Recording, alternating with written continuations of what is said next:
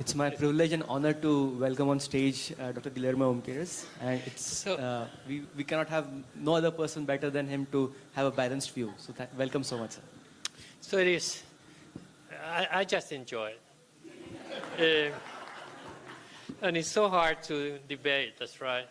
And you prepare and you're going to do your best shot. And we got amazing stories here. But I think the main story that I got out of here is how we have progressed in the management of diabetes. So after the DCCT, the Diabetes Complication Control Trials, and the UK PDS, that was late 80s, early 90s. So 30 years ago, we only were concentrated on glucose control. That's it. Because those studies showed that you reduce glucose, you prevent complications.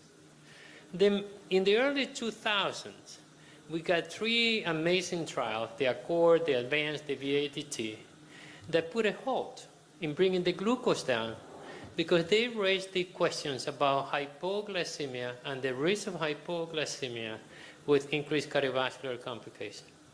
And during the last 7-10 years, we have learned from the cardiovascular outcome trials that they work.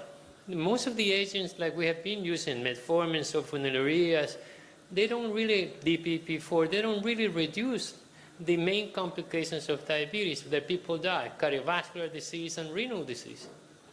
And now we have agents, both the GLP-1 and the SGLT2s, that have been shown to be cardioprotective and renal protective.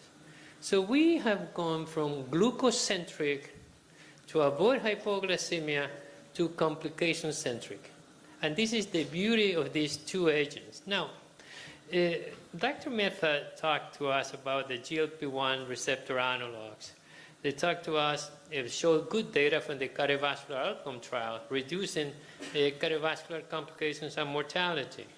She talked about the parenteral versus the oral GLP-1. Talked to us about the kidney disease prevention or somehow, and the stroke prevention. So perfect, the case is there. GLP-1 are great agents for the management of diabetes. They're injectable, but now we have oral presentations too. Dr. Singh talked to us in a very impressive way to start a debate about the NICE guidelines. And the NICE guidelines doesn't even mention GLP-1 because of restrictions there is in the UK and some of the countries in Europe. Not because the GLP-1 don't work. It's just because the nature of the publicity and policies they are in the UK. And he also talked to us the cardiovascular and the heart failure and the renal protection. So who won? I don't think there is a winner here. I just think the beauty is they understand how we have progressed from glucose-centric to complication-centric, and both agents work very well. So what I take reading the literature and listening to these two great speakers is that first, glucose control, there's an edge perhaps on GLP-1. Weight management or reduction, a little edge on GLP-1s. If you look at atherosclerotic cardiovascular disease, I think they are both equal, like shown by Dr. Singh.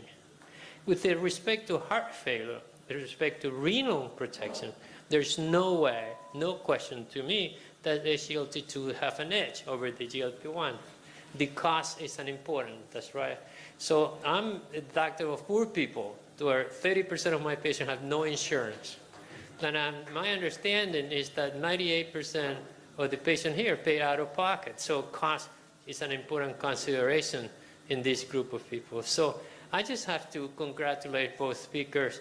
I think this was a beautiful discussion.